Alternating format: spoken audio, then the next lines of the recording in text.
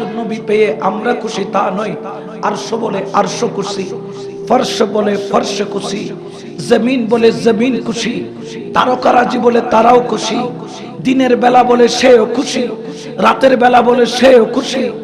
জমিনের মধ্যে আল্লাহর সর্বশ্রেষ্ঠ ঘর খানায়ে কাবা তো খুশিতে জিকির করতে করতে মা আমেনার ঘরের দিকে লুটিয়ে পড়লেন। কিরে খানায়ে কাবা, আল্লাহর জমিনের শ্রেষ্ঠ ঘর তুমি, তুমি কেন ঝুঁকে পড়েছো? কোন দিকে ঝুঁকেছো? সারা দুনিয়ার মানুষ তোমার দিকে ঝুঁকে, কাবা বলে আজকে আমি মা আমেনার ঘরের দিকে ঝুঁকে পড়লাম, কারণ মদিনা ওয়ালা আসছে। আমি খানায়ে কাবাও খুশি। বড় করে বলে সুবহানাল্লাহ। ঠিক কিনা?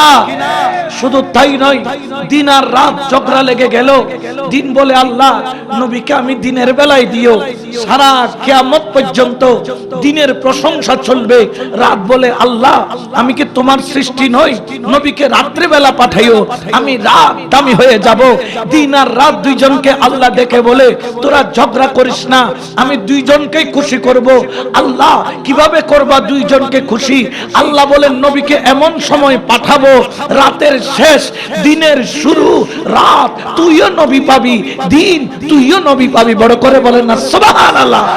একমাত্র বেজার নাম হচ্ছে মিস্টার ইবলিস। হনা ওয়া মিস্টার গড়ায়া গড়ায়া কেঁদেছে। শয়তান বলছে আমার সালতানাত ভেঙে গিয়েছে, আমি শয়তানের আর কোনো কিছু থাকবে? জোরে বলেন না থাকবে।